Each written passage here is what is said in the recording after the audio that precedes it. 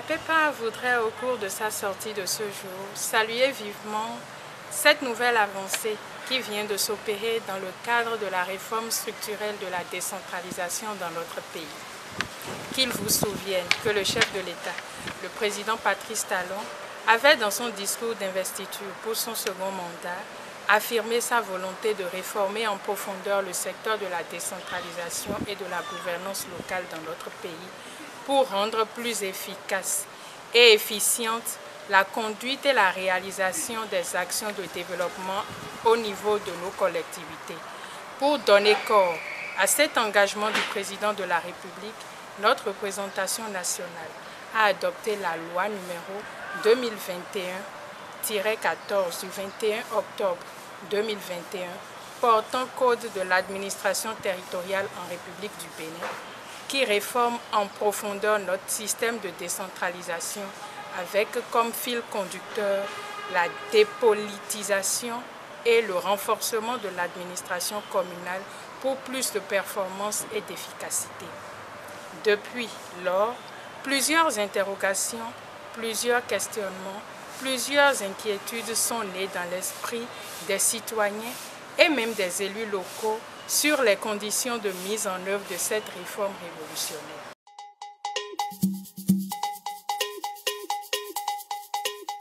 Avec la signature ce 28 janvier 2022 de la Convention de partenariat gouvernement-commune dans le cadre de la réforme structurelle du secteur de la décentralisation au Bénin, nous sommes désormais apaisés car nous voyons plus clair dans la démarche et le mécanisme de mise en œuvre de cette réforme.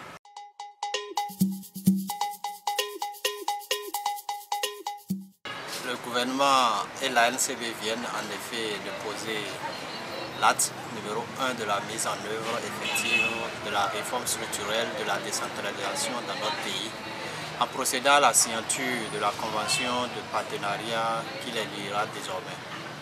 Par cet acte, le ministre d'État chargé du développement et de la coordination de l'action gouvernementale, M. Abdoulaye Biachane,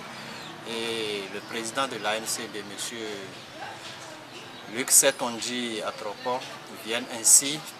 tracer le cadre de coopération et de transparence pour une mise en œuvre efficace de cette grande réforme,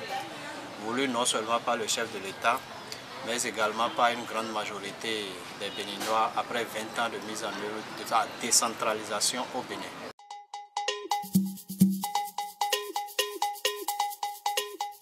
Au regard des inquiétudes nées de l'annonce de la réforme et du vote du Code de l'administration territoriale, il est maintenant clair que la conduite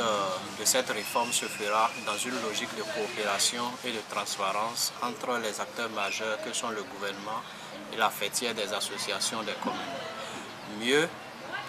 le contenu de l'accord a de quoi rassurer même les plus sceptiques car tous les aspects essentiels qui pourraient poser problème sont pris en compte par l'accord. Il s'agit notamment de la catégorisation des communes, la rémunération mensuelle, y compris les avantages des maires, des adjoints aux maires, des secrétaires exécutifs, des présidents de commission.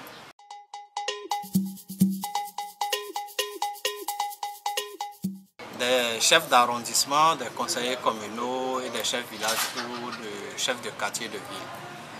La mise en place également du fichier national des principales fonctions administratives et techniques des mairies, les conditions à remplir par les personnes qui désirent participer à l'appel public à candidature pour les principales fonctions administratives et techniques dans les mairies. La date de prise d'effet des avantages et de prise de fonction des secrétaires exécutifs, la création d'une cellule chargée du suivi de la gestion des communes et le renforcement de capacités des élus et agents communaux.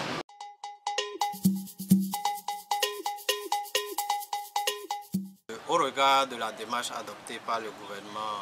et du contenu même de l'accord tel que présenté tout à l'heure, la plateforme tient à saluer l'approche participative qui ne peut mener qu'à des résultats probants et concrets. Cette option choisie par le gouvernement ne peut que conduire à une opérationnalisation cohérente de la réforme de la décentralisation pour le bonheur de tous, puisque tous les points saillants de mise en œuvre de la réforme ont fait l'objet de consensus des deux parties. Ce qui est également à saluer dans cet accord, c'est la mise en place d'un cadre institutionnel qui veillera à identifier les boulots d'étranglement ou toute difficulté lors de la mise en œuvre de la réforme.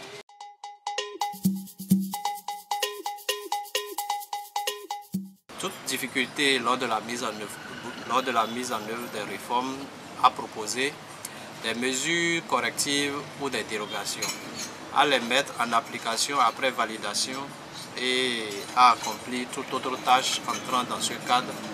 Autant de choses qui favorisent une mise en œuvre diligente et efficiente de la réforme instituée et initiée pour une meilleure gouvernance et une dépolitisation des administrations locales.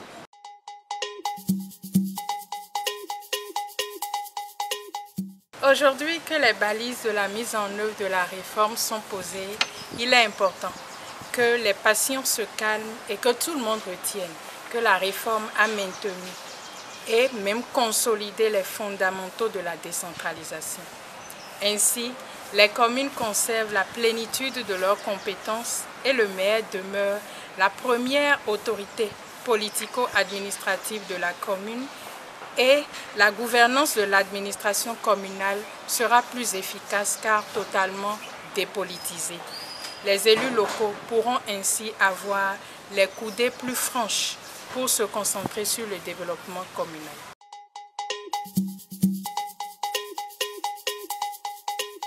Nous ne pouvons que nous réjouir de la collaboration annoncée car nous sommes convaincus que cette dynamique intégrée et inclusive où les acteurs majeurs qui constituent le gouvernement et l'Association nationale des communes du Bénin, ANCB, se donnent la main pour la promotion du développement local et le bien-être des populations est une voie d'or pour aller vers un réel développement de nos collectivités locales.